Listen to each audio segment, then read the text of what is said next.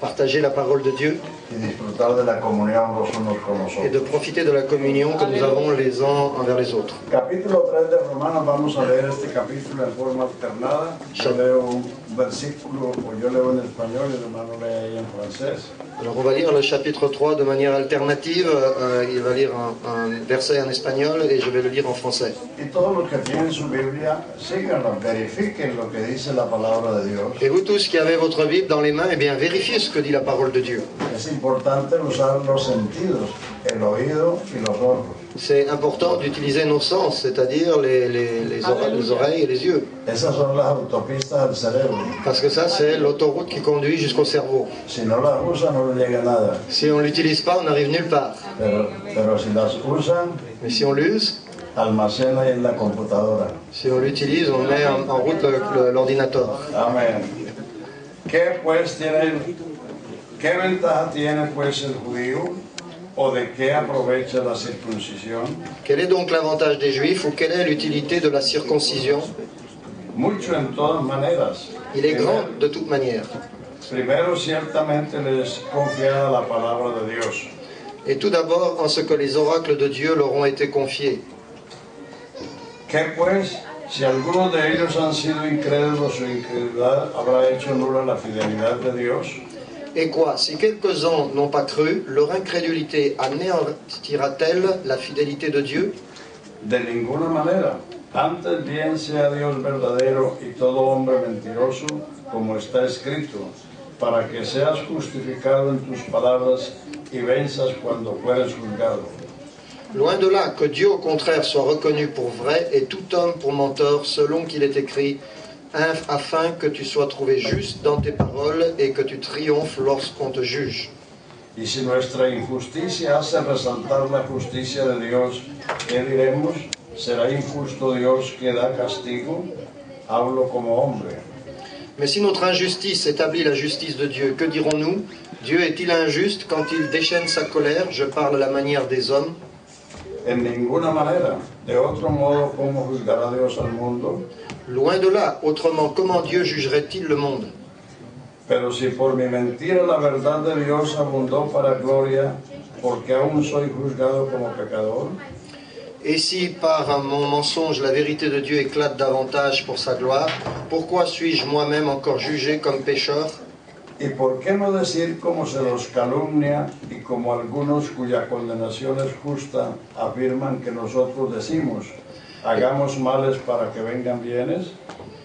Et pourquoi ne ferions-nous pas le mal afin qu'il en arrive du bien, comme quelques-uns qui nous calomnient prétendent que nous le disons? ¿Qué pues?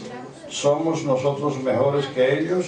En ninguna manera, pues ya hemos acusado a judíos y a gentiles que todos están bajo pecado. La condamnation de ces gens est juste. Quoi donc? Sommes-nous plus excellents? Nullement, car nous avons déjà prouvé que tous, juifs et grecs, sont sous l'empire du péché. Como está escrito, no hay justo ni aun uno. Selon qu'il est écrit, il n'y a point de juste, pas même un seul. No hay quien entienda, no hay quien busque a Dios. Nul n'est intelligent, nul ne cherche Dieu. Todos se desviaron, se hicieron inútiles, no hay quien haga lo bueno, no hay ni siquiera uno. Tous sont égarés, tous sont pervertis, il n'en est aucun qui fasse le bien, pas même un seul. Sepulcro abierto en su garganta, con su lengua engañan, veneno de áspies hay debajo de sus labios. Leur gosier est un sépulcre ouvert, ils se servent de leur langue pour tromper, ils ont sous leurs lèvres un venin d'aspic. Su boca está llena de maldición y de amargura. Leur bouche est pleine de malédiction et d'amertume. Sus pies se apresuran para derramar sangre. Ils ont les pieds légers pour répandre le sang. Quebranto y desventura hay en sus caminos. La destruction et le malheur sont sur leur route. Y no conocieron camino de paz. Ils ne connaissent pas le chemin de la paix. No hay temor de Dios delante de sus ojos. La crainte de Dieu n'est pas devant leurs yeux. Pero sabemos que todo lo que la ley dice, lo dice a los que están bajo la ley, para que toda boca se cierre y todo el mundo quede bajo el juicio de Dios. Or nous savons que tout ce que dit la loi, elle le dit à ceux qui sont sous la loi, afin que toute bouche soit fermée et que tout le monde soit reconnu coupable devant Dieu. Ya que por las obras de la ley ningún ser humano será justificado delante de él, Porque por medio de la ley es el conocimiento del pecado. Car nul ne sera justifié devant lui par les œuvres de la loi, parce que c'est par la loi que vient la connaissance du péché. Perdón. Pero ahora, aparte de la ley, se ha manifestado la justicia de Dios, testificada por la ley y por los profetas. Mais maintenant, sans la loi, est manifestée la justice de Dieu à laquelle rendent témoignage la loi et les prophètes. La justicia de Dios por medio de la fe en Jesucristo para todos los que creen en Él, porque no hay diferencia. Justice de Dieu par la foi en Jésus-Christ pour tous ceux qui croient, il n'y a point de distinction.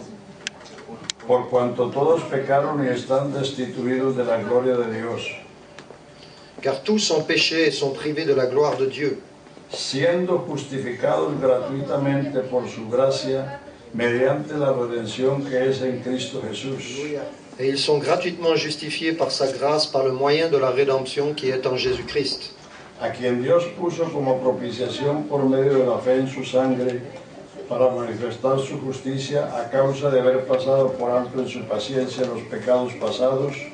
C'est lui que Dieu a destiné à être une victime propitiatoire pour ceux qui auraient la foi en son sang, afin de montrer sa justice parce qu'il avait laissé impunis les péchés commis auparavant au temps de sa patience. Con la mira de manifestar en este tiempo su justicia, a fin de que Él sea el justo y el que justifica al que es de la fe de Jesús. Afin, dis-je, de montrer sa justice dans le temps présent, de manière à être juste tout en justifiant celui qui a la foi en Jésus. ¿Dónde pues está la jactancia? Queda excluida. ¿Por cuál ley? ¿Por la de las obras? No, sino por la ley de la fe. Où donc est le sujet de se glorifier? Il est exclu. Par quelle loi? Par la loi des œuvres? Non, mais par la loi de la foi. ¿Es Dios solamente Dios de los judíos? ¿No es también Dios de los gentiles? Ciertamente también de los gentiles. Car nous pensons que l'homme est justifié par la foi sans les œuvres de la loi, ou bien Dieu est-il seulement le Dieu des Juifs? Porque Dios es uno y Él justificará por la fe a los de la circuncisión y por medio de la fe a los de la incircuncisión. Ne l'est-il pas aussi des païens? Oui, il l'est aussi des païens, puisqu'il y a un seul Dieu qui justifiera par la foi les circoncis et par la foi les incirconcis.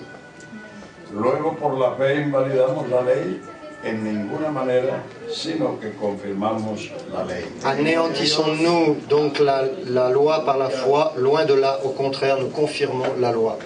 Amén. Vamos a dar gracias por su palabra, por su presencia. On va remercier Dieu pour sa parole et pour sa présence.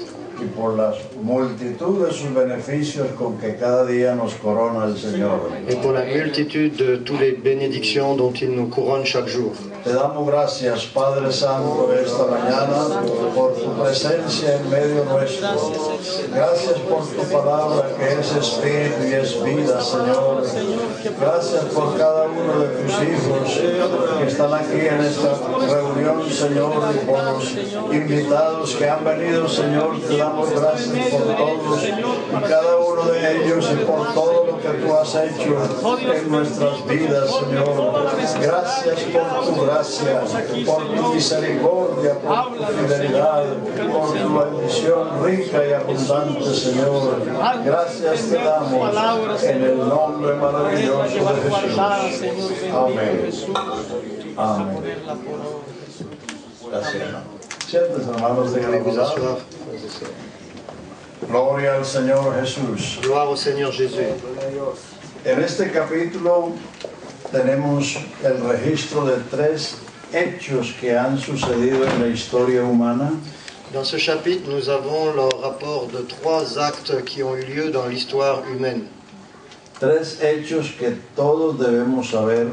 3 actes que tout le monde doit savoir. Porque nos afectan a todos. Parce que cela nous affecte chacun d'entre nous. Sin distinción de ninguna clase. Sans aucune distinction de classe. Esos 3 hechos son el pecado. Ces 3 actes sont le péché, la ley, la loi y la redención en Cristo. Et la rédemption en Jésus-Christ. Estos 3 hechos han partido la historia en 3 pedazos. Et ces 3 actes ont partagé l'histoire de l'humanité en 3 morceaux. Aunque los historiadores seculares o religiosos la parten en dos. Alors que les écrivains religieux l'ont plutôt partagé en deux parties. La escritura la parte en tres. Les Écritures ont partagé l'histoire de l'humanité en trois. Antes de la ley, Avant la loi, o sea, de Adán al Sinaí, c'est-à-dire de Adam jusqu'au Sinaï, esos son los primeros 2500 años de la historia humana. et ça c'est à peu près les 2500 premières années de l'histoire humaine. Del Sinaí al Calvario, Du Sinaï jusqu'au Calvaire, la ley, la loi, y de la resurrección de Cristo et de la résurrection de Christ, y el nacimiento de la iglesia, et la naissance de l'Église, se llama después de la ley. ça s'appelle après la loi. Aquí lo acabamos de leer, en el verso 21. C'est ce qu'on vient de lire dans le verset 21.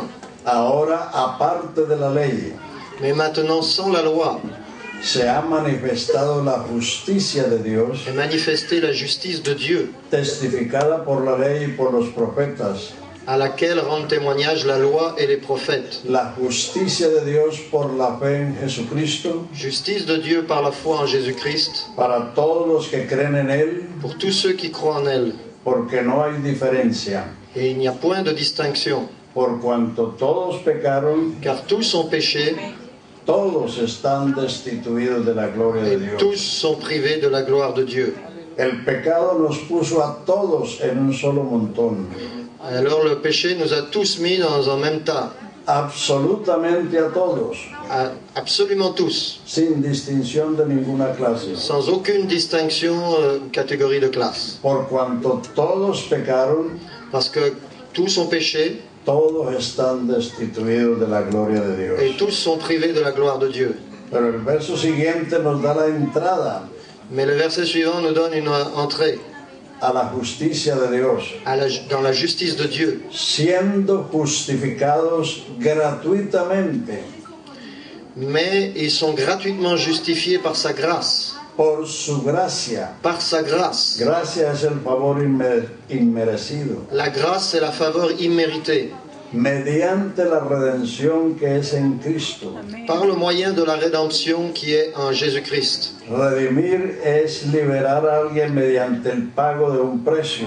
La rédemption, ça veut dire libérer au moyen d'un prix versé, A quien Dios propuso como propiciación por medio de la fe en su sangre, celui que Dieu a mis comme propitiation par la foi, par son sang, habiendo pasado por alto en su paciencia los pecados pasados, ayant laissé de côté les péchés commis par ignorance, con la mira de manifestar en este tiempo. avec la pensée de manifester dans ces temps. ¿Cuál tiempo? Quel temps? El después de la ley. Les temps après la loi, Para manifestar su justicia en este tiempo, pour manifester sa justice dans le temps présent, a fin de que Él sea el justo, de manière à ce que lui soit le juste, y Él es el que justifica al que es de la fe de Jesús. et que lui justifie tous ceux qui sont de la foi en Jésus. Justificado quiere decir declarado inocente, Justifié, ça veut dire déclaré innocent, absuelto de culpa, exempt de toute culpabilité, exonerado de pecado.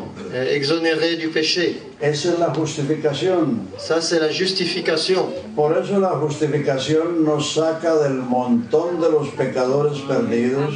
C'est pourquoi la justification nous sort de la montagne des pécheurs Para trasladarnos a la compañía de los redimidos, pour nous amener dans la compagnie des rachetés, a la congregación de los salvos, à la congrégation des sauvés, al pueblo de Dios, au peuple de Dieu, a la iglesia de Cristo. à l'église de Christ. Por eso esta carta, C'est pour ça que cette épître, que no fue la primera sino la cuarta que Pablo escribió, qui n'a d'ailleurs pas été la première épître, mais plutôt la quatrième que Paul a écrite, está en primer lugar elle se trouve en premier lieu por su importancia doctrinal, à cause de son importance doctrinale, porque esta es la puerta de entrada. parce que ça c'est la porte d'entrée. Uno de los reformadores le llamó la catedral del cristianismo. Certains des réformateurs l'ont appelé la cathédrale du christianisme. O sea que esto es muy importante.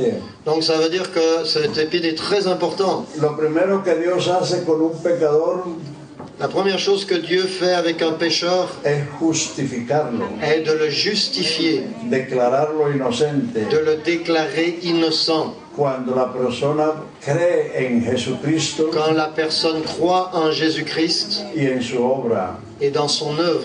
Voy a citarle dos versos para probar esto. Je peux citer d'autres versets pour appuyer cela. Colosenses 1, 12, 13 y 14.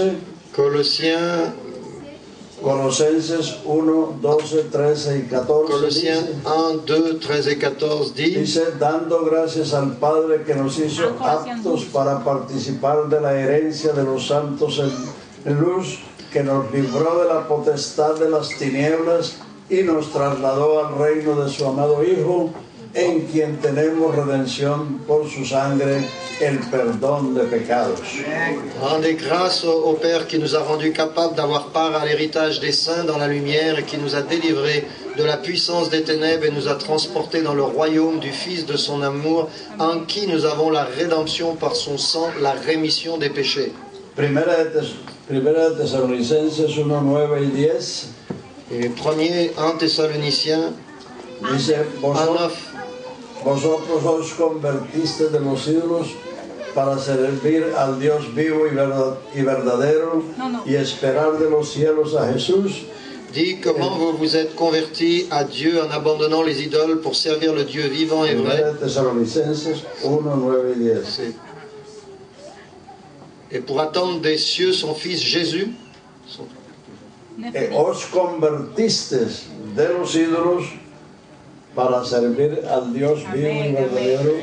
Notez bien qu'il dit, vous êtes convertis à Dieu en abandonnant les idoles pour servir le Dieu vivant. De los cielos a Jesús, et pour attendre des cieux son Fils Jésus, que nos libra de la ira venidera. qui nous délivre de la colère à venir. No para despertar a algunos que están por allá apagando los ojos. Je frappe des mains, c'est pour réveiller quelques-uns qui sont en train de s'endormir. Si usted pone la mente a funcionar, no le da sueño. Si tu fais fonctionner ton mental, tu ne vas pas t'endormir. Bueno, entonces vamos a estos tres hechos. Alors on va examiner ces trois actes. El primero es que el pecado entró en el mundo por un hombre. Le premier, c'est que le péché est rentré dans le monde par un homme. Por el pecado la muerte. Et par le péché la mort. Y la muerte pasó a todos los hombres por cuanto todos pecaron. Et la mort s'est transmise à tous les hommes parce que tous ont péché. La prueba de que usted es pecador. La preuve que tu es un pécheur. No es cuántos pecados ha hecho. Ce n'est pas le nombre de péchés que tu as fait. Ni qué pecados ha hecho. Ou quel péché tu as fait. Sino el hecho de ser mortal. Mais c'est le fait d'être mortel. La paga del pecado es muerte. Parce que le salaire du péché, c'est la mort. El pecado es la causa de la muerte. Donc le péché, c'est la cause de la mort. Y la muerte es el efecto del pecado. Et la mort, c'est l'effet du péché. O sea que esa es la prueba contundente. Alors ça veut dire que ça c'est la preuve qu'on ne peut pas réfuter. Si usted va al cementerio, si tu vas au cimetière, no solamente encuentra tumbas de viejos, non seulement tu vas rencontrer des tombes de vieux o de adultos, ou des adultes, sino de bebés, mais aussi la tombe des bébés que no cometieron un pecado personal. qui n'ont pas commis un péché personnel. Pero ¿por qué se murieron? Mais pourquoi sont-ils morts? Porque nacieron pecadores. Parce qu'ils sont nés pécheurs. El pecado entró en el mundo por un hombre. Et le péché est entré dans le monde par un homme. Por el pecado la muerte. Et par le péché est rentrée la mort. Y la muerte pasó a todos los hombres. Et la mort est passée à tous les hommes. Por cuanto todos pecaron. Parce que tous ont péché. Y si alguno se cree que no es pecador, et s'il y en a un qui dit qu'il n'est pas pécheur, pues tiene la oportunidad de mostrarlo no muriéndose. Alors il a l'opportunité de nous le prouver en ne mourant pas. Cosa que no ha podido hacer ningún descendiente de Adán. Et ça c'est une chose qu'aucun descendant d'Adam n'a jamais pu faire. Adán vivió 930 años y murió. Adam a vécu 930 ans et il est mort. Noé 950 y murió. Et Noé a vécu 950 ans et il est mort. Abraham fue amigo de Dios y vivió 175 años y murió. Abraham, lui, il a vécu 175 ans et il est mort. Moisés habló cara a cara con Dios como habla el hombre a su compañero, vivió 120 años y murió. Et Moïse, lui, il a parlé face à face avec Dieu comme un homme parle avec son ami. Et lui, il a vécu jusqu'à 120 ans et il est mort. Murieron los patriarcas, Les patriarches sont morts. los profetas, Les prophètes sont morts. los apóstoles, Les apôtres sont morts. María, la madre del Señor. Marie, la mère du Seigneur, est morte aussi. Hay solo uno en toda la historia humana Il y en a seulement un dans toute l'histoire de l'humanité que pudo decir estas dos cosas que ningún otro puede decir. qui peut dire ces deux choses qu'aucune autre personne ne peut dire. Él dijo: a mí nadie me quita la vida. Il a dit à moi, personne ne m'ôte la vie. Yo la pongo de mí mismo y yo la vuelvo a tomar. C'est moi qui la donne et c'est moi qui la reprends. Y él no solamente lo dijo, sino que él lo hizo. Non seulement il l'a dit, mais il l'a fait. Pero ¿por qué lo dijo y por qué lo hizo? Mais pourquoi est-ce qu'il l'a dit et pourquoi est-ce qu'il l'a fait? Porque él también pudo decir esto otro que ninguno de nosotros podemos decir. Parce que lui, il a pu dire ces choses qu'aucun autre en dehors de lui a jamais pu dire. Él dijo a sus enemigos: Il a dit à ses ennemis, ¿quién de vosotros me redarguye de pecado? qui d'entre vous me convaincra de péché? Vean, bocas cerradas. Et là, toutes les bouches se sont fermées. Porque de él Parce que de lui, es el único que la Biblia dice. c'est le seul dont la Bible dit, En Hebreos 7:24, dans Hébreux 7, 24, tal sumo sacerdote nos convenía, nous avons un tel souverain sacrificateur, santo, saint, inocente, innocent, limpio, sans tache, apartado de los pecadores séparé des pécheurs y más sublime que los cielos. et plus élevé que les cieux. Si los cielos cuentan la gloria de Dios, Si les cieux racontent la gloire de Dieu, cuán sublime es el hacedor de los cielos y la tierra. combien encore plus sublime celui qui a créé les cieux. Solo él Seulement lui es más sublime que los est cielos. plus sublime que les cieux. Aleluya. Esa es la gran diferencia. Et ça, c'est la grande différence. Porque Jesucristo es el único que venció la muerte, Parce que Jésus-Christ est le seul qui a vaincu la mort. pero antes venció el pecado. Mais avant, il a vaincu le O péché. sea, quitó la causa y quitó el efecto. Ça veut dire qu'il a ôté la cause. En ôtant la cause, il a ôté les faits. Bendito sea su nombre glorioso. Béni soit son nom glorieux. Aleluya. Entonces, la epístola a los romanos, Alors, l'épître aux Romains, el apóstol Pablo está enumerando los pecados de los gentiles y de los judíos. l'apôtre Paul est en train d'énumérer les péchés des gentils.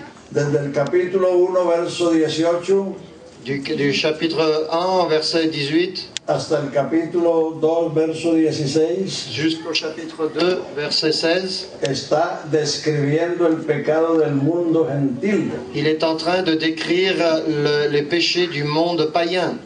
Y del versículo 17 del capítulo 2 hasta el verso 18 del capítulo 3, Et au chapitre 2, à partir du verset 17 et suivant, está describiendo el pecado de los judíos. il est en train de décrire les péchés des Juifs. Y por eso llega a una conclusión en el verso 9. Et pour cela, il est arrivé à une conclusion dans le verset 9. ¿Qué pues? ¿Seremos nosotros mejores que ellos? En ninguna manera, porque ya hemos acusado a judíos y a gentiles que todos están bajo pecado. Quoi donc sommes-nous plus excellents? Nullement, car nous avons déjà prouvé que tous, juifs et grecs, sont sous l'empire du péché. El apóstol está haciendo algo como lo que usted hace al fin del mes.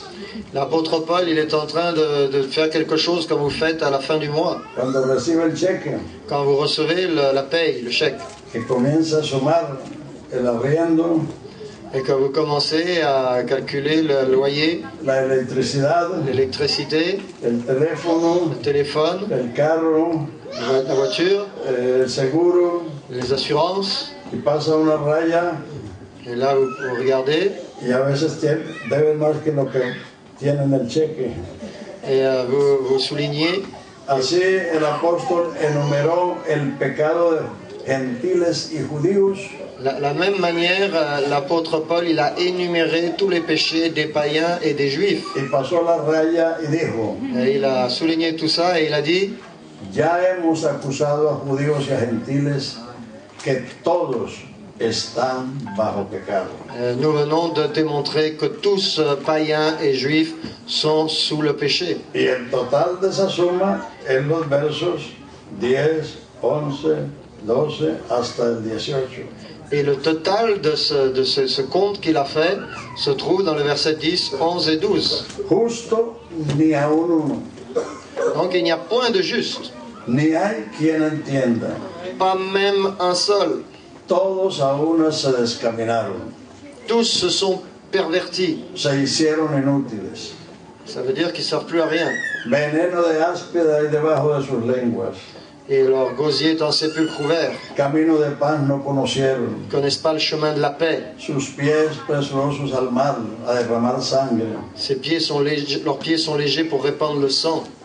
O sea que esa es la suma del juicio de Dios Alors ça, c'est la somme du jugement de Dieu contra todo el mundo. contre tout le monde. Es decir, ahí están los grandes pecadores, Alors là, dans cette catégorie se trouvent les grands pécheurs, la gente religiosa, devota, les gens religieux ou dévots, los señores honorables, les gens honorables, las damas honorables también. les dames respectables. Ahí no escapa nadie. Personne n'échappe à ce jugement.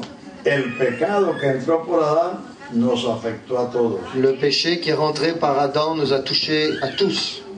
Y como hemos dicho, Et comme nous avons dit, 2500 años después de Adán, 2000 années après Adam, vino Dios al monte Sinaí Dieu est descendu sur le mont Sinaï en una ley de fuego. dans une flamme de feu. Habló con voz de trueno Il a parlé avec une voix de tonnerre. y el pueblo que escuchó esa ley Et le peuple qui écoutait cette loi, se pusieron lejos il s'est éloigné. y dijeron, no hable Dios con nosotros Et il a dit que Dieu ne nous parle plus porque no muramos. parce que nous allons mourir. Y Moisés, que estaba en la cumbre del monte, Et Moïse, qui était au sommet de la montagne, dijo, tan terrible era lo que se veía il a dit que c'était si terrible ce qui se que voyait yo là, estaba espantado y temblando. que lui-même, il était en train de trembler. Porque él vino en una ley para revelar el pecado. Parce que Dieu était venu avec la loi pour révéler le péché. Entonces el verso 19 nos pone en el segundo paso. Ainsi, maintenant, le verset 19, il nous amène à la deuxième étape. Pero sabemos que todo lo que la ley dice, Mais nous savons que tout ce que dit la loi, lo dice a los que están en la ley, elle le dit à ceux qui sont sous la loi, para que todo el mundo cierre su boca afin que le monde entier ferme sa bouche ante el juicio de Dios. devant le jugement de Dieu. Porque por las obras de la ley, Parce que par les œuvres de la loi, ningún ser humano se justificará delante de Dios, aucun être humain ne sera sauvé devant Dieu. porque por la ley es el conocimiento del pecado. Puisque c'est par la loi que vient la connaissance du péché. Ahí está la primera razón Ça, c'est la première raison por la cual fue dada la ley. pour laquelle la loi a été donnée. La ley no vino para salvar a nadie, La loi n'est pas venue pour sauver personne. ni siquiera para que la guardaran. Et même pas, elle a été donnée pour qu'on puisse la garder. Ni Moisés, el mediador de la ley, guardó la ley. Même pas Moïse, qui est celui qui a transmis la loi, a pu la garder. Moisés perdió la tierra prometida Moïse a raté la terre promise porque a pesar de ser el hombre más manso en toda la tierra, parce qu'au lieu de continuer à être l'homme le plus doux de toute la terre, los hijos de Israel lo sacaron de casillas les enfants d'Israël, ils l'ont fait sortir de ces gonds, porque el pueblo estaba murmurando contra él. parce que le peuple était en train de murmurer contre lui. Y él le dijo al Señor, ¿acaso yo parito a esta gente para que tenga que llevarla como la que crían? Et il a dit, Seigneur, Que j'ai accouché de tous ces gens. comment j'ai pu accoucher de tous ces gens-là que tu as créés? Él estaba enojado Il était très énervé. Il était très énervé. Moïse, y Dios le había dicho, habla a la peña. Et Dieu lui avait dit, parle au rocher, porque la peña ya había sido herida. parce que le rocher avait déjà été frappé. Pero como él estaba enojado, golpeó la peña Mais comme il était en colère à ce moment-là, au lieu de frapper de parler au rocher, il a frappé le rocher. y por eso perdió la tierra Et à prometida. cause de cela seulement, il a perdu la terre promise. O sea que ni Moisés cumplió la ley. Alors ça veut dire que même pas Moïse qu'il avait donné, il a été capable d'accomplir la loi. Il y en a seulement un qui a été capable d'accomplir la loi, c'est Jésus-Christ. Algunos quieren escaparse de la ley Il y en a qui veulent échapper à la loi diciendo, no, eso fue para los judíos. et disent non, non, la loi, elle a été donnée seulement pour les Juifs. No, los judíos fueron los receptores y los depositarios de la ley. Non, parce que les Juifs, ils ont été seulement ceux à qui la loi a été transmise et qui devaient la communiquer. Pero dice, todo lo que la ley dice, lo dice a todos los que están en la ley para que todo el mundo Mais la parole dit que non, la loi, elle a été donnée afin que le monde entier cierre su boca ferme sa bouche ante el juicio de Dios. et soit reconnu coupable devant Dieu. O sea, ante ese juicio no podemos decir ni piu. On ne va pas ouvrir notre bouche pour nous justifier. Alors on ne peut plus ouvrir notre bouche pour nous justifier. Gloria a Dios. Entonces, la ley vino para 5 cosas o 5 hechos. Alors la loi, elle est venue pour 5 raisons ou 5 Es actes. importante que 5 faits. ustedes conozcan esto, Et ça, c'est très important que vous puissiez connaître ça. porque en el mundo de hoy hay predicadores que mezclan el evangelio con la ley. Parce que dans le monde aujourd'hui, il y a des prédicateurs qui mélangent la loi avec l'évangile. Es decir, que no saben a ciencia cierta qué es el evangelio, Ça veut dire qu'ils n'ont pas compris ce que c'est véritablement que ni qué l'évangile, es la ley.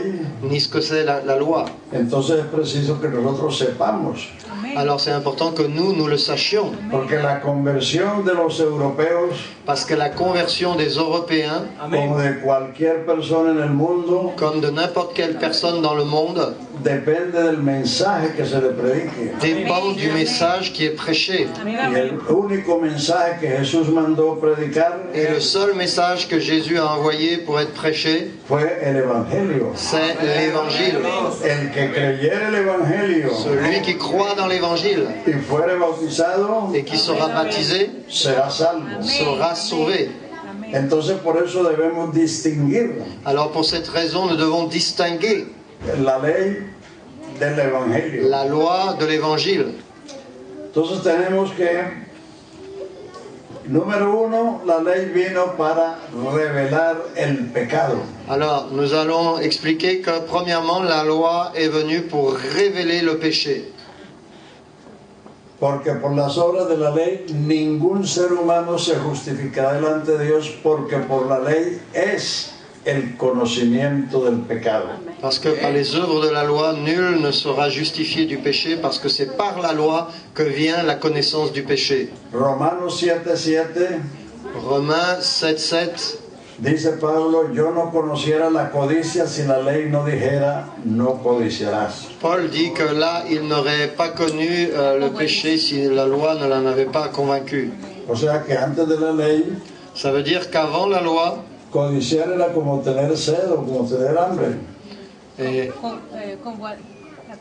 Convoitiser quelque chose, c'était comme avoir faim. voilà, ou avoir la soif. convoitise, c'était comme Quelque avoir chose faim normal. ou avoir soif, quelque Pero chose qui est cuando el considéré comme mandamiento- normal. Cuando el mandamiento dijo, no codiciarás, Mais quand le commandement est venu, a dit tu ne convoitiras pas, porque el pecado es la transgresión de la ley. parce que le péché c'est la transgression de la loi. Donde no hay ley, no hay transgresión. Là où il n'y a pas de loi, il n'y a pas de transgression. Lea ahí en Romanos 5, 12, 13 y 14. Si vous lisez dans Romains 5, 13 et 5, 12, 14, 13 y 14. Use la Biblia. utilisez la parole de Dieu.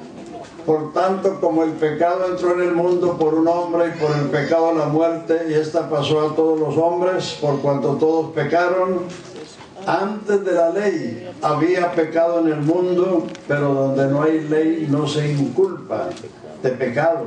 No obstante, reinó la muerte desde Adán hasta Moisés, aún en los que no pecaron a la manera de la transgresión de Adán, el cual es figura del que había de venir. Amén. C'est pourquoi, comme par un seul homme, le péché est entré dans le monde et par le péché la mort, et qu'ainsi la mort s'est étendue sur tous les hommes parce que tous ont péché, car jusqu'à la loi, le péché était dans le monde. Or, le péché n'est pas impureté quand il n'y a point de loi.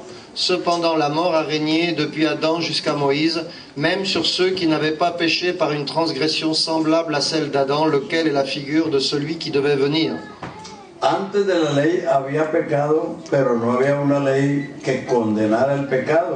Avant la loi, il y avait déjà le péché, mais il n'y avait pas une loi qui condamnait le péché. Ninguna ley es retroactiva, ni siquiera la de Dios. Et comme vous le savez, aucune loi n'est rétroactive et pas la loi de Dieu non plus.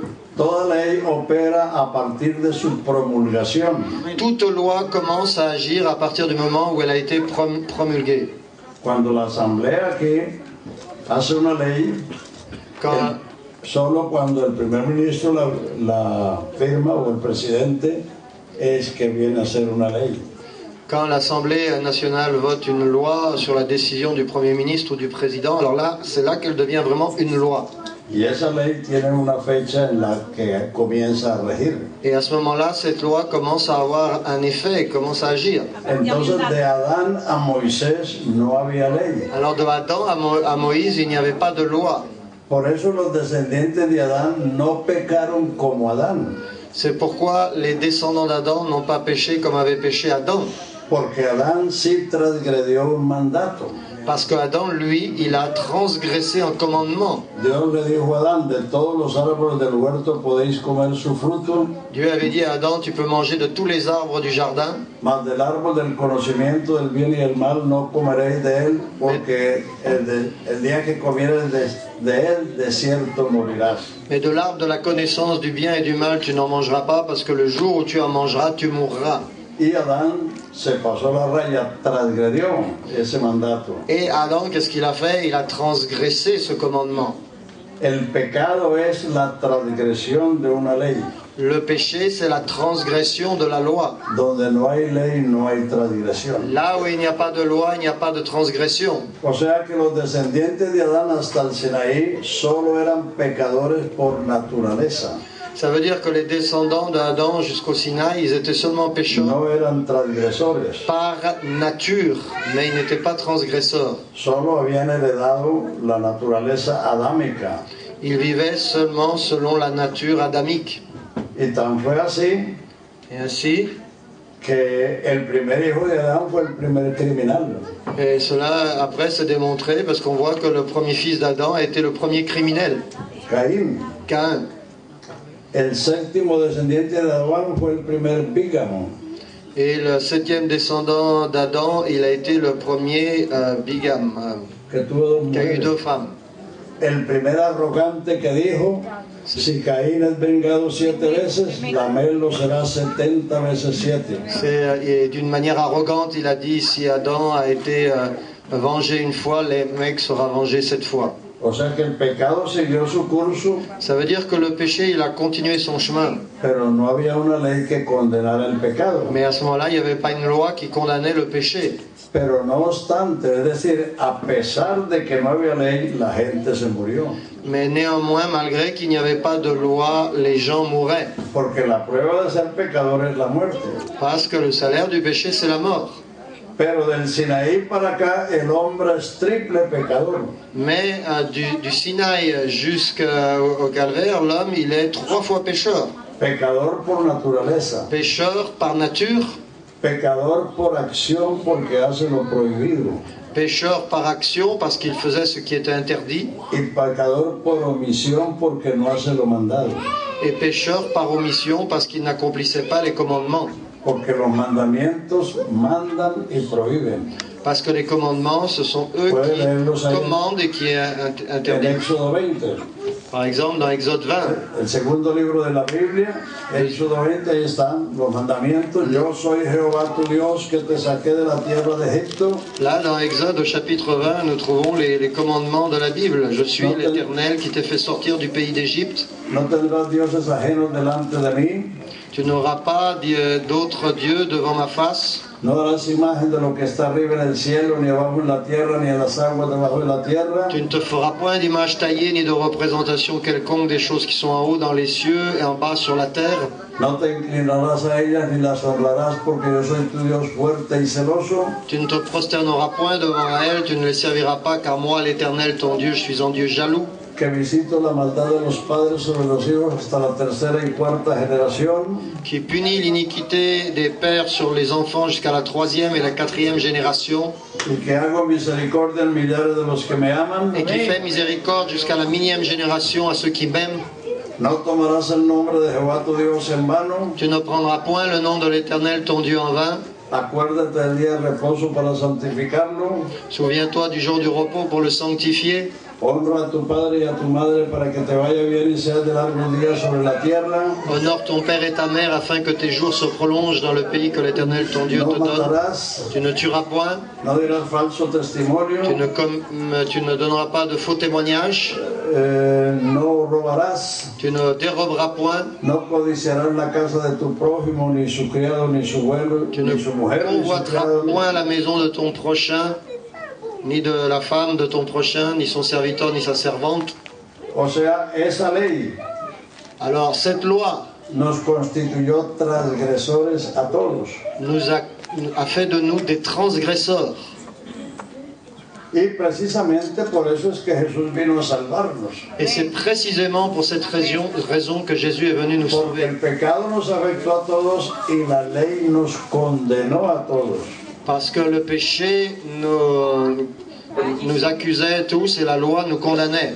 Juan 3:17 dice, Jean 3, 17 dit: porque no envió Dios a su Hijo para condenar al mundo, parce que Dieu n'a pas envoyé son Fils afin que le monde soit condamné par lui, sino para que el mundo sea salvo por él. mais afin que le monde soit sauvé. Por eso Jesús no vino a condenar a nadie. C'est pour ça que Jésus n'est pas venu pour condamner personne. Aún la mujer que encontraron en su hecho adulterando, La femme qui était qui est trouvée en adultère, dans l'acte de l'adultère. La femme qu'il a rencontrée au bord du puits, qui avait commis l'adultère, Jesús le dijo, ni yo te condeno, vete y no peques más. Jésus lui a dit, je ne te condamne pas, ne pêche plus. Porque él no vino a condenar, porque ya estábamos condenados. Parce qu'il n'est pas venu pour condamner ceux qui sont déjà condamnés. La ley nos condenó a todos. C'est la loi qui a été donnée pour nous condamner tous. Ahí no hay escape. Et personne ne peut y échapper. Pero sabemos que todo lo que la ley dice, lo dice a los que están en la ley para que todo el mundo cierre su boca ante el juicio de Dios. Et nous savons que tout ce que la loi dit, elle le dit à ceux qui sont sous la loi, afin que le monde entier ferme sa bouche devant Dieu. Amen. La ley vino para agravar el pecado. La loi a été donnée pour Romanos 5:20. montrer le péché. Romains 5, 20. Romanos 5:20. Romains 5, 20. La ley se introdujo para que el pecado abundase, y cuando el pecado abundó, sobreabundó la gracia, para que así como el pecado reinó para muerte, la gracia reine por la justicia para vida eterna por Jesucristo, Señor nuestro. Or la loi est intervenue pour que l'offense abondât, mais là où le péché a abondé, la grâce a surabondé, afin que comme le péché a régné par la mort, ainsi la grâce régna par la justice pour la vie éternelle par Jésus-Christ notre Seigneur.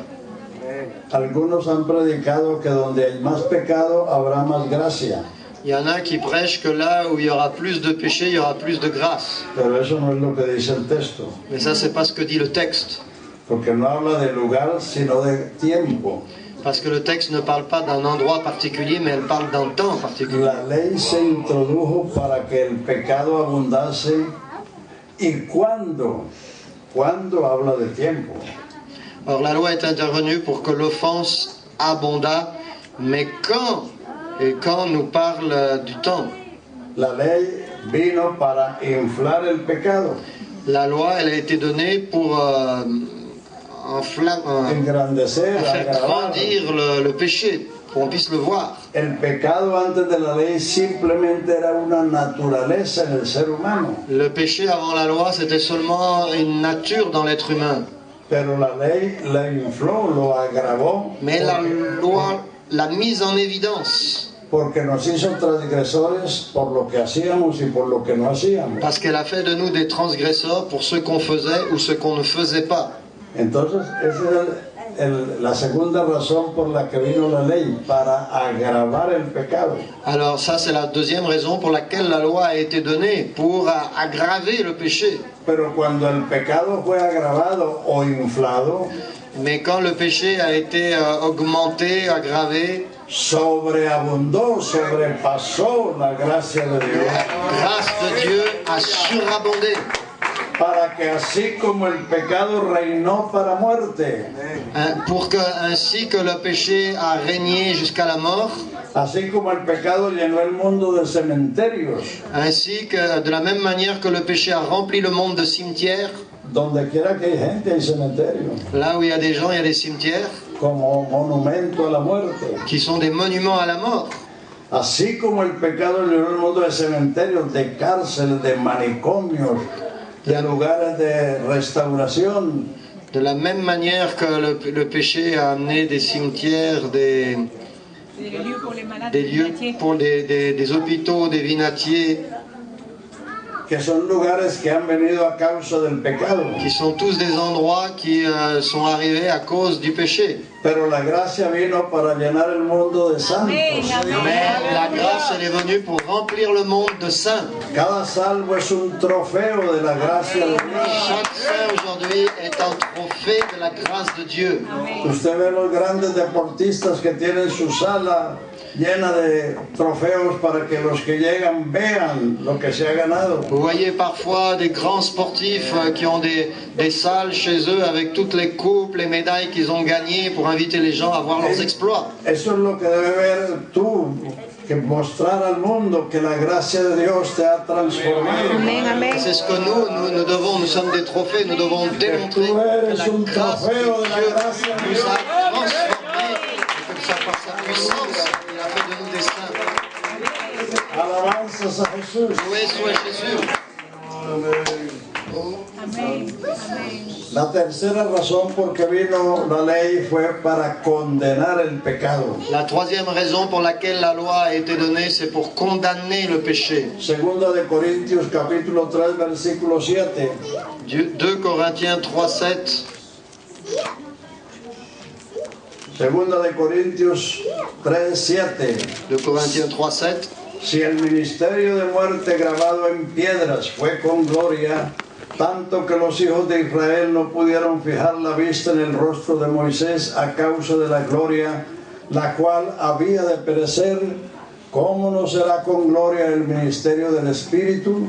Y si el ministerio de condenación fue con gloria, ¿cuánto más glorioso será el ministerio de justificación? Porque lo que fue glorioso ya no es glorioso en comparación a la gloria más eminente. Porque si lo que perece tuvo gloria, mucho más glorioso será lo que permanece. Pero teniendo tal esperanza, usamos de mucha franqueza, y no como Moisés, que ponía un velo sobre su rostro para que los hijos de Israel no fijaran la vista en lo que había de ser abolido. Pero a ellos se les embotó el entendimiento, porque hasta el día de hoy, cuando leen a Moisés, el velo está puesto sobre el corazón de ellos. Pero cuando se conviertan al Señor, el velo se quitará, porque el Señor es el Espíritu, y donde está el Espíritu del Señor, allí hay libertad. Por tanto, nosotros todos, mirando a cara descubierta como en un espejo la gloria del Señor, somos transformados de gloria en gloria, así como por el Espíritu del Señor. Amén, amén. Or, si le ministère de la mort gravé avec des lettres sur des pierres a été glorieux, au point que les fils d'Israël ne pouvaient fixer les regards sur le visage de Moïse à cause de la gloire de son visage, bien que cette gloire fût passagère, combien le ministère de l'Esprit ne sera-t-il pas plus glorieux? Si le ministère de la condamnation a été glorieux, le ministère de la justice est de beaucoup supérieur en gloire. Et sous ce rapport, ce qui a été glorieux ne l'a point été à cause de cette gloire qui lui est supérieure. En effet, si ce qui était passager a été glorieux, ce qui est permanent est bien plus glorieux. Ayant donc cette espérance, nous usons d'une grande liberté et nous ne faisons pas comme Moïse qui mettait un voile sur son visage pour que les fils d'Israël ne fixassent pas les regards sur la fin de ce qui était passager. Mais ils sont devenus durs d'entendement, car jusqu'à ce jour, le même voile demeure quand ils font la lecture de l'Ancien Testament et ils ne se lèvent pas, parce que c'est en Christ qu'il disparaît. Jusqu'à ce jour, quand on lit Moïse, un voile est jeté sur leur cœur. Mais lorsque les cœurs se convertissent au Seigneur, le voile est ôté. Or, le Seigneur, c'est l'Esprit. Et là où est l'Esprit du Seigneur, là est la liberté. Nous tous qui, le visage découvert, contemplons comme dans un miroir la gloire du Seigneur, nous sommes transformés en la même image de gloire en gloire, comme par le Seigneur, l'Esprit. Amén. Gloria a Dios. Gloire à Dieu. Pablo está comparando el ministerio de la ley con el ministerio del Espíritu. Paul était en train de faire une comparaison entre le ministère de la loi et le ministère du Saint-Esprit. El ministerio de la muerte con el ministerio de justificación. Entre le ministère de la mort et le ministère de la O justification. sea, la ley es el ministerio de muerte y condenación. Ainsi, la loi, c'est le ministère de la mort et de la condamnation. Por eso Jesucristo no mandó a nadie, absolutamente a nadie, a predicar la ley. C'est pourquoi Jésus n'a envoyé personne, absolument personne, pour prêcher la loi. A los adventistas no los mandó Jesucristo. Le Seigneur Jésus n'a pas envoyé les adventistes. Los mandó fue la difunta Elena de White. Celle qui a créé le groupe des adventistes, c'est la défunte Elena de White. C'est Hélène de Guay qui a fondé les adventistes. Voilà. Una señora que se creyó profetisa Une femme qui se croyait prophétesse por allá en 1844 en 1844. y mandó a sus discípulos a predicar el sábado, las comidas y todas las demás cosas de la ley. Elle a envoyé ses serviteurs, ses disciples, pour prêcher le sabbat, pour prêcher les nourritures interdites ou autorisées. Los Gálatas que se descaminaron añadiendo al Evangelio la ley, Les Galates, ils ont fait la même chose. Ils sont sortis du chemin pour passer de l'évangile à la loi. Pablo los llamó pervertidores del Evangelio. Et Paul les a appelés qu'ils ont perverti. Il a dit qu'ils ont perverti l'évangile. La ley y el Evangelio son dos cosas encontradas. Parce que la loi et l'évangile, ce sont deux choses qui sont complètement contradictoires. La ley mata y condena, La loi tue et condamne, el Evangelio salva y da vida. et l'évangile sauve et donne la vie. Por eso es que necesitamos predicar el Evangelio y no otra cosa. C'est pour cela que nous avons besoin de prêcher l'évangile et pas autre chose. En el mundo religioso de hoy Dans le monde religieux d'aujourd'hui, se predican miles de cosas que no son el Evangelio. il se prêche des milliers de choses qui n'ont rien à voir avec l'évangile. Por eso la gente es religiosa pero no es cristiana. C'est pour ça que les gens sont très religieux mais ils ne sont pas chrétiens. Porque solo el Evangelio nos describe, nos revela a Jesucristo. Parce que c'est seulement l'évangile qui nous décrit et qui nous révèle Y Jésus-Christ. Jesucristo es el todo y en todos. Que Jésus-Christ c'est le tout en tout. Algunos no les gustan las palabras drásticas y definitivas de Jesucristo. Il y en a qui n'apprécient pas les paroles drastiques et définitives de Jésus-Christ. Porque vivimos en un mundo del relativismo, Parce que nous vivons dans un monde de relativisme, donde la gente piensa que todo es relativo. où les gens pensent que tout est relatif. Pero Jesucristo sigue siendo la verdad absoluta. Mais Jésus-Christ continue à être la vérité absolue. Por eso él dijo, yo soy la puerta y el que por mí entra será salvo. C'est pour ça qu'il dit, je suis la porte et celui qui entre par moi sera sauvé. Por él dijo, yo soy el pan de vida y el que come de este pan vivirá para siempre. Pourquoi il dit, je suis le pain de vie et celui qui mange de ce pain vivra pour toujours. Por eso él dijo, el agua que yo le daré será en él una fuente que salte para vida eterna. C'est pourquoi il dit, et l'eau que je lui donnerai sera une fontaine d'eau vive qui jaillira pour lui pour la vie éternelle. Por él dijo, yo soy el buen pastor y el buen pastor su vida da por las ovejas. C'est pourquoi il a dit, je suis le bon pasteur et le bon pasteur donne sa vie pour ses brebis. Yo soy el camino, la verdad y la vida y nadie Amén, viene amén. al Padre sino por mí. Amén, amén. Je suis le chemin, la vérité et la vie et nul ne vient au Père que par moi. Yo soy la resurrección y la vida y el que cree en mí aunque esté muerto vivirá. Je suis la résurrection et la vie et celui qui croit en moi, même s'il meurt, vivra. Él dijo, el que cree el evangelio y lo obedece siendo bautizado será salvo. Et il a dit, celui qui croit à l'évangile et qui sera baptisé sera sauvé. Aleluya, porque él es la verdad absoluta. Parce que lui, il est la vérité absolue. Lo demás ni siquiera son aspirinas, Le reste, c'est même pas des aspirines. porque apenas calman, Parce pero que no, ça calme à peine. pero no quitan ningún mal. Mais ça n'enlève aucun mal.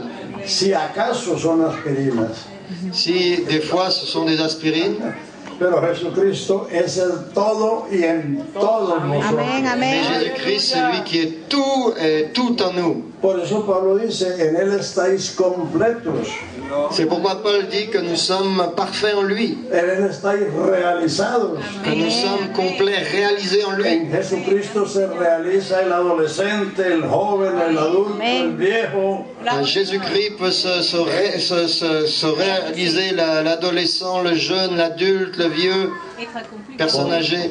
Peut être accompli. Porque Él es todo. Parce que lui, il est A su nombre sea la gloria. gloire, soit à son nom. Amén. Entonces tenemos tres hechos. Alors nous avons vu 3 actes. La ley vino para revelar el pecado, La loi est venue pour révéler le péché, agravar el pecado pour aggraver le péché, y condenar el pecado. condamner le péché. Vemos al cuarto, Gálatas 3:19. On va regarder au 4e point, Galates 3, 19. Gálatas 3:19. Galates 3, 19. ¿Para qué sirve la ley? Pregunta el apóstol. Pourquoi donc la loi, pose la question de l'apôtre Paul. ¿Cuál es el ministerio de la ley? Quel est le ministère de la loi? ¿Cuál es la función de la ley? Quelle est la fonction de la loi? Entonces él añade, fue añadida a causa de las transgresiones hasta que viniese la simiente a quien fue hecha la promesa. Alors la réponse est, elle a été donnée à cause des transgressions jusqu'à ce que vienne la postérité à qui la promesse avait été faite. O sea que la ley es una añadidura. Ça veut dire que la loi A été rajouté. a été rajoutée.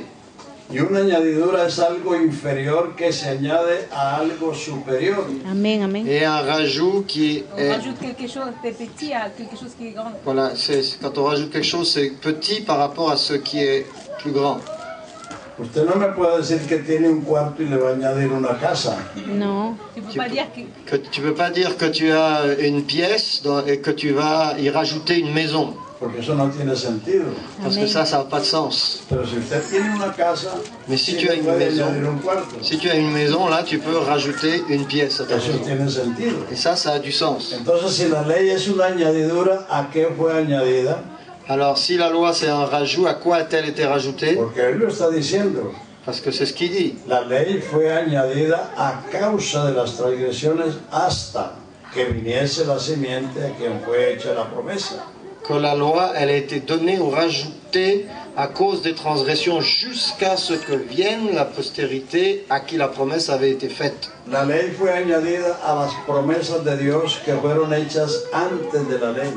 La loi a été rajoutée aux promesses de Dieu qui avaient été faites avant la loi. El Evangelio es una promesa. Parce que l'évangile est une promesse. La ley es una orden. La loi est un ordre. Por eso dice Gálatas 3:12, C'est pour ça que Galates 3, 2 dit la ley no es de fe. que la loi n'est pas la foi. O sea que la ley no da fe, C'est-à-dire que la loi ne donne pas la foi. porque la ley es una orden que manda y prohíbe. Parce que la loi, c'est un ordre qui commande et qui interdit. El Evangelio es una promesa, Mais l'évangile est une promesse. es una oferta. C'est une offre. Amén. El capítulo 13 de los Hechos versículo 32. Le chapitre 3, verset 32 du livre des Actes. Cuando Pablo llegó a la sinagoga de Antioquía de Pisidia. 13, acte 13. Quand Paul est arrivé à la synagogue d'Antioche de Pisidie, y le dieron la oportunidad de hablar, et que là ils lui ont donné l'opportunité de parler, él les dice: nosotros os anunciamos el evangelio de aquella promesa hecha a nuestros padres, la cual Dios ha cumplido a los hijos de ellos, a nosotros, resucitando a Jesús de entre los muertos, como está escrito en el Salmo 2, mi hijo eres tú, y en el Salmo 16, no permitirás que tu santo vea corrupción, ni su alma sea dejada en el sepulcro. Sabed pues, hermanos, que por él se os anuncia perdón de pecados, y todo lo que la ley de Moisés no pudo justificar, en él es justificado todo aquel que cree. Amen. Alléluia. Et nous vous annonçons cette bonne nouvelle, que la promesse faite à nos pères, Dieu l'a accomplie pour nous, leurs enfants, en ressuscitant Jésus selon ce qui est écrit dans le psaume 2e, tu es mon fils, je t'ai engendré aujourd'hui, qu'il l'ait ressuscité des morts, de telle sorte qu'il ne retournera pas à la corruption. C'est ce qu'il a déclaré en disant, je vous donnerai les grâces saintes promises à David, ces grâces qui sont assurées. C'est pourquoi il dit encore ailleurs, tu ne permettras pas que ton sein voie la corruption. Ya. Aleluya. Aleluya. Gloria a Dios. El Evangelio es la promesa que Dios hizo a los padres. Donc l'évangile, c'est la promesse que Dieu a faite aux pères, No a los curas. pas aux curés. Ellos no son padres. Eux, ils sont pas pères. Los padres son Adán, el padre de la raza humana. Les pères, c'est Adam, le père de la race humaine. Abraham, el padre de las naciones y el padre de Israel. Abraham, le père de la nation d'Israël. Y a Judá, quien se le prometió el cetro hasta que viniera Silo. Et à Judas, à qui a été promis le sceptre jusqu'à ce que vienne Silo. Génesis 3:15 está la primera promesa. La Genèse 3:15, là se trouve la première promesse. Cuando el Señor maldijo la serpiente, Quand le Seigneur a maudit le serpent, dijo: maldita serás entre todos los animales del campo, sobre tu pecho andarás y polvo comerás. il a dit, Y enemistad pondré entre tu simiente y la simiente de la mujer. Ella te herirá la cabeza y tú le herirás el calcañar. l'Éternel Dieu dit au serpent, puisque tu as fait cela, tu seras maudit entre tout le bétail, entre tous les animaux des champs, tu marcheras sur ton ventre et tu mangeras de la poussière tous les jours de ta vie. Je mettrai inimitié entre toi et la femme, entre ta postérité et sa postérité. Celle-ci t'écrasera la tête et tu lui blesseras le talon. Antes de maldecir la serpiente, el Señor maldijo la tierra. Avant de maudire le serpent, Dieu a maudit la terre. Le dijo al hombre: maldita será la tierra por causa tuya, cardos y espinas te producirá, y con dolor y sudor le sacarás el pan a la tierra hasta que vuelvas a ella, porque de ella fuiste tomado, polvo eres y en polvo te convertirás. Donc Dieu a dit à Adam, le sol sera maudit à cause de toi, c'est à force de peine que tu en tireras ta nourriture tous les jours de ta vie, il te produira des épines et des ronces, et tu mangeras de l'herbe des champs, c'est à la sueur de ton visage que tu mangeras du pain, jusqu'à ce que tu retournes dans la terre, d'où tu as été pris, car tu es poussière, et tu retourneras dans la poussière. Adán no tenía esperanza de vida, Ça veut dire qu'Adam n'avait aucun espoir de vie, solo existir y morir. seulement d'exister et de mourir. Él no era inmortal, Il n'était plus immortel, era mortal. il était maintenant mortel. Polvo eres y en polvo te Tu es convertirás. poussière et tu retourneras à la poussière.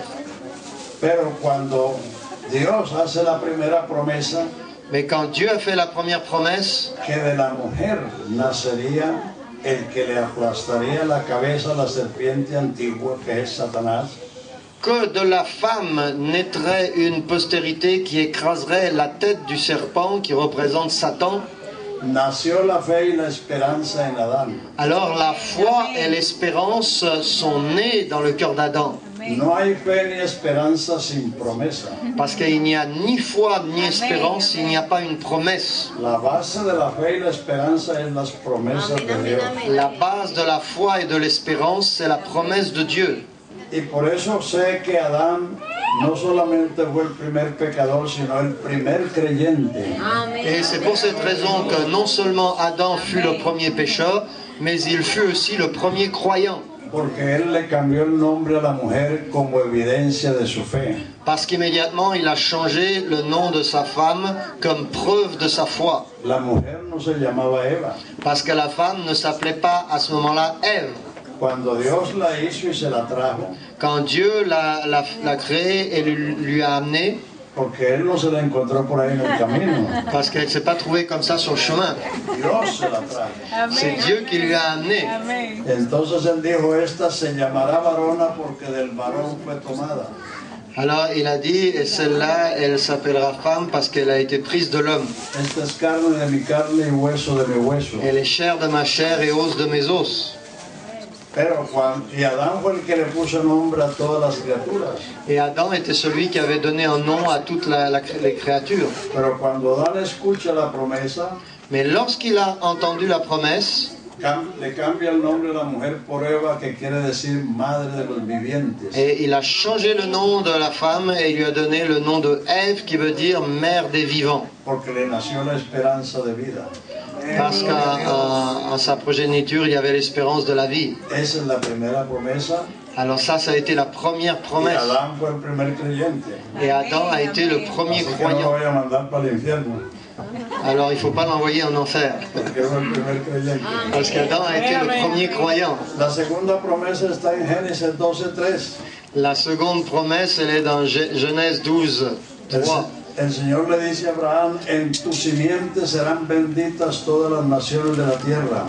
Et le Seigneur a dit à ce moment-là à Abraham que en ta semence seront bénies toutes les générations de la terre.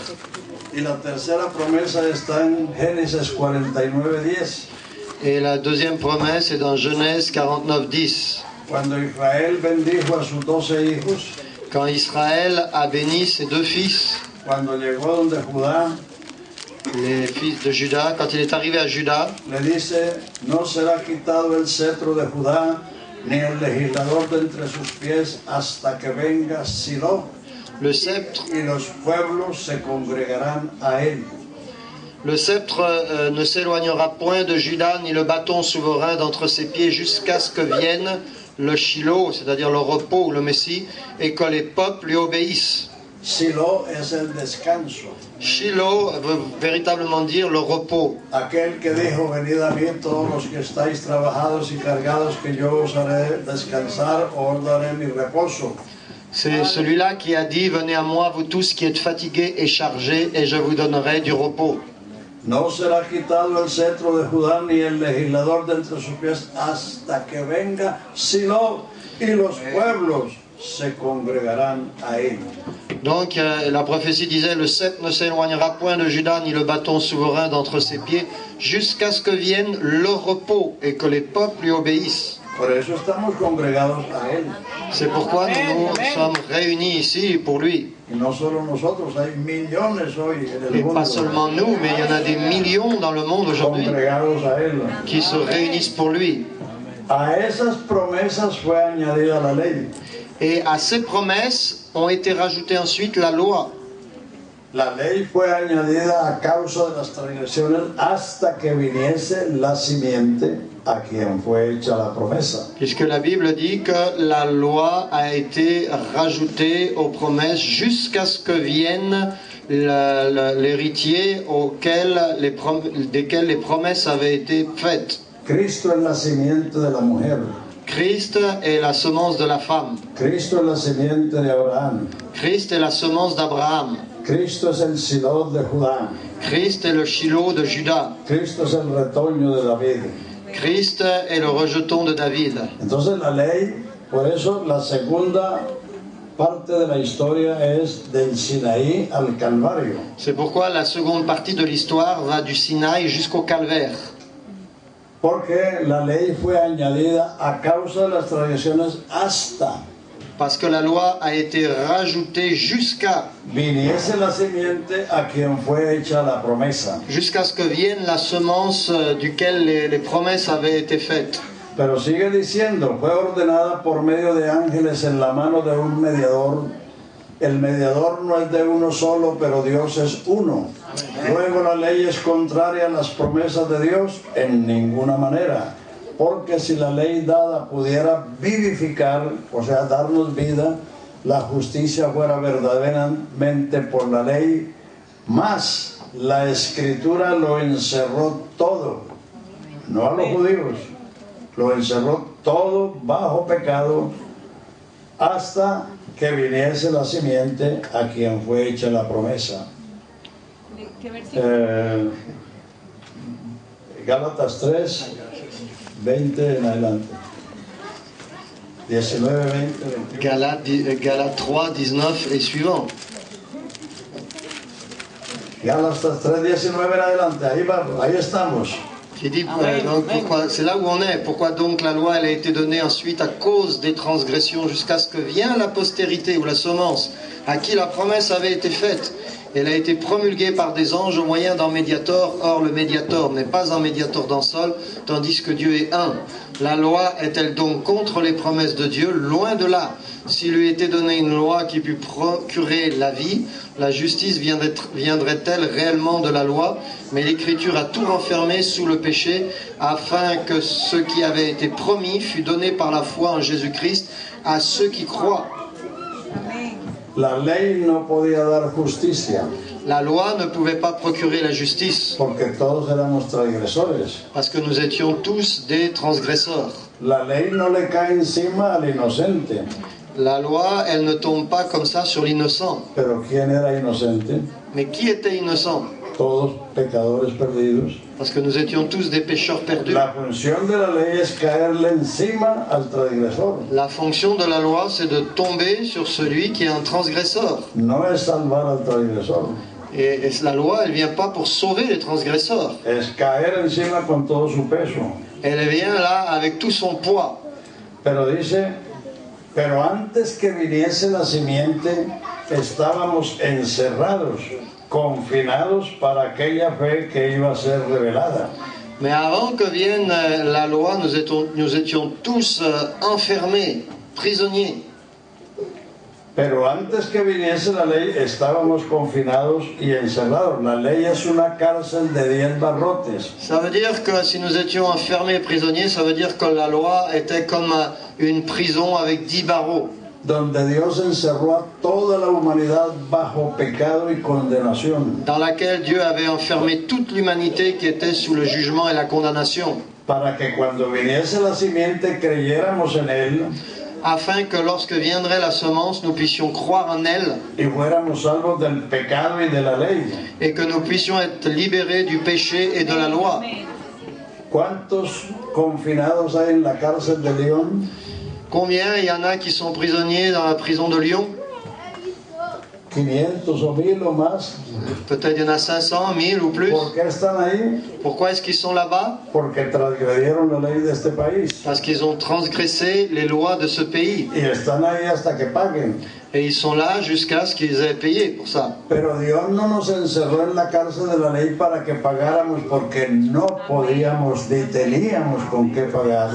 Et Dieu ne nous a pas enfermés dans la prison de la loi pour que nous puissions payer quelque chose, parce que nous ne pouvions rien payer pour en sortir. Sino hasta que viniera el Redentor. Mais il nous a mis là jusqu'à ce que vienne le Rédempteur. Aleluya, que abrió las puertas de la cárcel. Il a ouvert les portes des prisons Para sacar los prisioneros a la libertad gloriosa de los hijos de Dios. pour sortir les prisonniers à la gloire des enfants de Dieu. Isaías 49, 24 y 25, el profeta se hizo dos preguntas. Ésaïe 49, 24, 26, le prophète pose deux questions. ¿Será arrebatado la presa al valiente? ¿Será libertado el cautivo de un tirano? Cierto. Le butin du puissant lui sera-t-il enlevé et la capture faite sur le juste échappera-t-elle? Oui.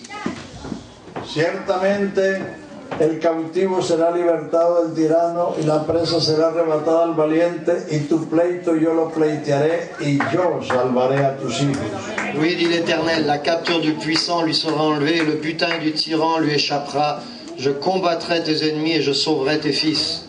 Cuando Jesucristo comenzó su ministerio, según Lucas 4:16, Quand Jésus-Christ a commencé son ministère, selon Luc au chapitre 4, después que Jesús fue bautizado y fue tentado por el diablo, volvió a Nazaret donde se había criado, entró en la sinagoga conforme a su costumbre, se levantó a leer y le fue dado el libro del profeta Isaías.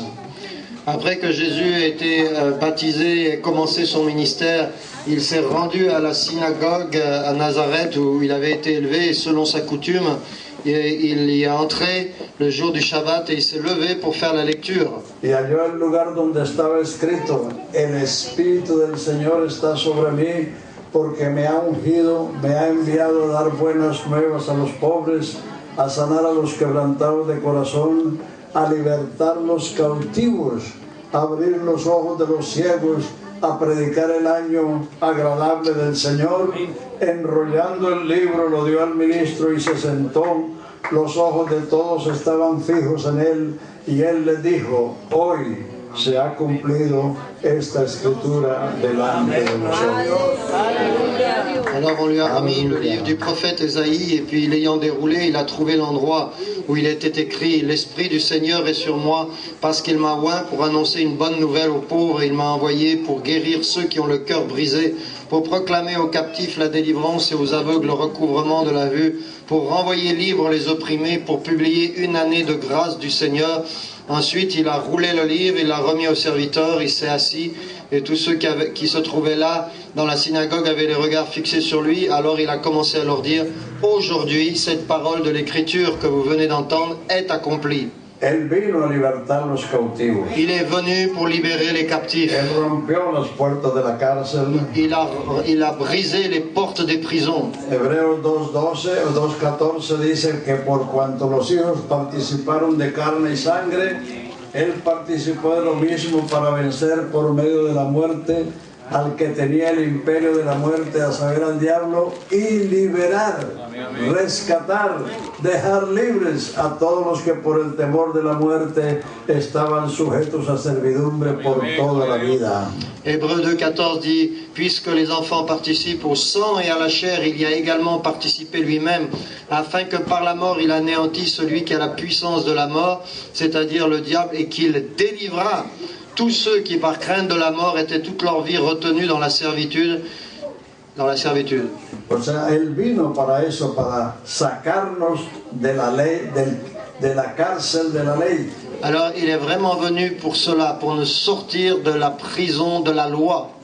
Todo el que no está en Cristo está en esa cárcel, sea judío, sea gentil. Tous ceux qui ne sont pas en Christ sont dans cette prison, qu'ils soient païens ou qu'ils soient juifs. Porque el único que nos saca de ahí es Jesucristo. Parce que le seul qui pouvait nous sortir de là, c'est Jésus-Christ. Lea Gálatas 4:4. Si tu lis Galates 4:4, venido el cumplimiento del tiempo, Dios envió a su Hijo, nacido de mujer, súbdito a la ley, para que redimiese a los que estaban bajo la ley, a fin de que recibiésemos la adopción de hijos, y por cuanto sois hijos, Dios ha enviado el Espíritu de su Hijo a vuestros corazones, el cual clama: Abba, Padre.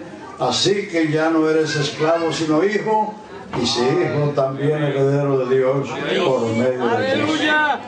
Galates 4:4 et suivant dit: mais lorsque les temps ont été accomplis, Dieu a envoyé son Fils né d'une femme née sous la loi, afin qu'il délivrât ou rachetât ceux qui étaient sous la loi, afin que nous reçussions l'adoption. Et parce que vous êtes fils, Dieu a envoyé dans vos cœurs l'Esprit de son Fils, lequel crie: Abba, Père.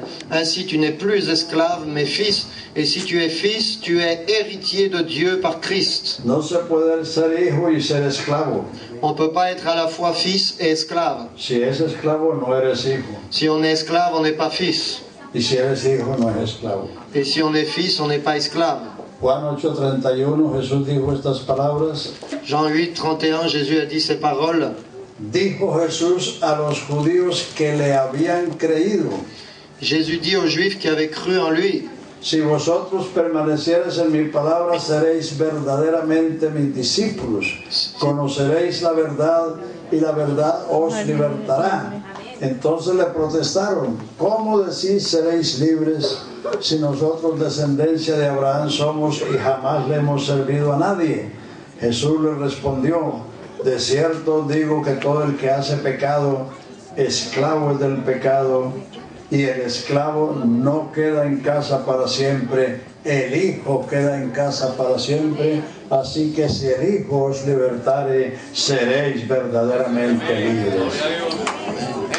si vous demeurez dans ma parole, a dit Jésus, vous êtes vraiment mes disciples, vous connaîtrez la vérité et la vérité vous rendra libre.